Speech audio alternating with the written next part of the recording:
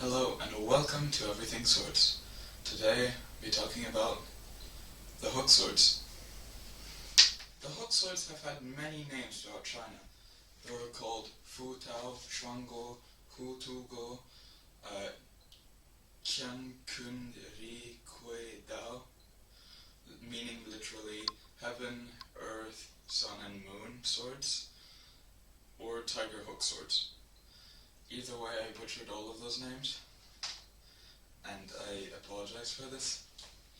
These swords were in of themselves interesting, but so is their history, because their origin was rather shifty as it varies from source to source.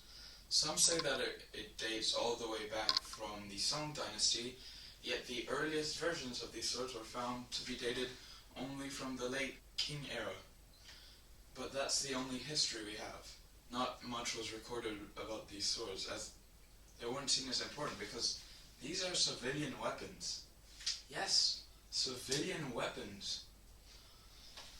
These were civilian weapons. Just imagine for a sec. These were not used for military purposes, even though they have some of the coolest and most useful features in a sword I've seen. These were civilian weapons. These were not used in the military. Just imagine for a sec, you show up to some guy's house to rob him in ancient China, and you see someone and just get slapped into the next life by a guy using the equivalent of a Glock 19 on you. These swords, as you can see, have a very unique form to them. In the real version, all aspects of this sword were sharp. The front of the blade was obviously sharp, to both hook and inflict as much pain as possible when these swords would hook into something.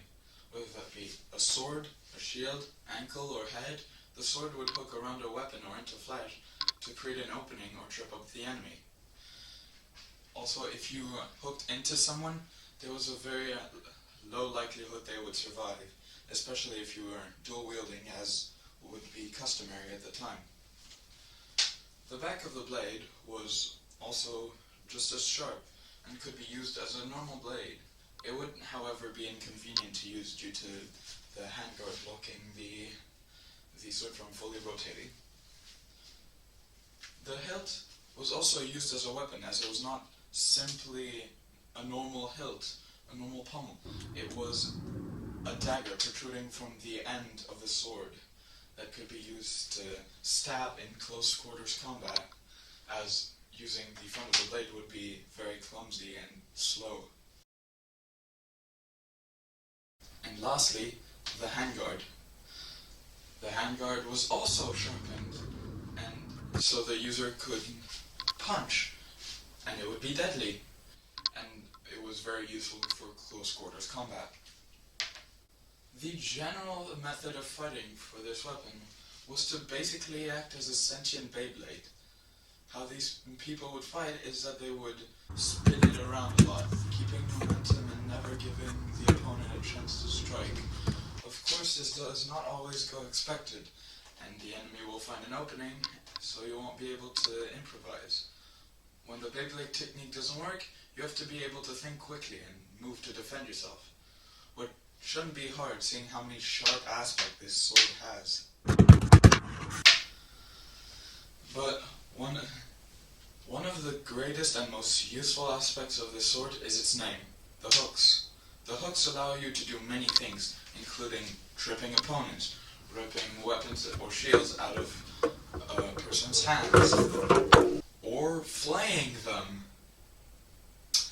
If this weapon caught your arm and your opponent pulled back, your skin and a good amount of muscle would be gone. This weapon was also very capable of being used at any range. If you wanted short range, you would reverse the grip on these swords and hold them upside down, so you can use them like the protruding daggers from the base of the sword and the handguard. Now, usually doing a reverse grip sucks on any other sword, but this one, it's pretty useful if you want to go into close quarters. If you want to use it at medium range, just use them as normal. The length of these swords is 66 centimeters, so they were long enough to double the length of your arm. So they were not the longest swords, but they still had an alright range. That didn't stop it though, as there was the secret technique called linking the swords. You would basically link the hooks of the swords together and swing it around in a big arc around your head, or jumping over it. It wasn't the easiest to control, as the link was not very stable. The swords could easily fall apart if the user was not swinging. But while this technique was not the easiest to control, it was useful if you knew what you were doing, as you could slash in a wide arc, keeping at a safe distance between you and anyone else. However, that was all this technique could do, is slash in a wide arc, and eventually that can become predictable. If the slash is properly blocked, you would end up losing a sword, which would dramatically increase your mortality rate. After a bit of testing, however, I realized that using the sword is surprisingly hard. It requires a lot of concentration and spatial awareness. I realized this when I pierced my hand.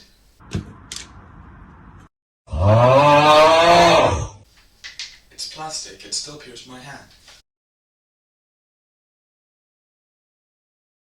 The crafting of these weapons was not necessarily hard, but it was long. First, the hooked blade is crafted. A metal bar is heated red hot into a long rectangular dull blade. After that, it is reheated and the end is bent into the hooked shape. Choose a spot where you want the grip to be. Mark it however you want, but leave a good space at the end, at the back. Create a grip out of wood and slide it to where you marked. The opposite side is then sharpened into a double-sided dagger, and the blades are sharpened so that it may be efficient in combat. Now, all that remains is to make the handguards. To do so, a small bar of metal is heated red hot and bent into a crescent moon shape. It is then sharpened on the concave side of the convex, so you don't accidentally cut yourself with your own handguard. Two metal bars are then wielded on either side of the grip, on the top and bottom of the grip, facing where the hook is facing. The crescent moon handguard is then welded concave side out. Now make another one. The grip could be made better by wrapping leather around the wooden grip, but it really didn't matter as long as it worked. Now, it's time for the personal opinion no one asked about. I give this sword a 8 out of 10 for its efficiency in combat. The only downside is how long it would take to craft just a single one of these blades, its weight, and its need for concentration. My original rating was higher than before I pierced my hand, but now I'm salty, so I'm downgrading it. Alright, well, I appreciate you staying this long. Bye.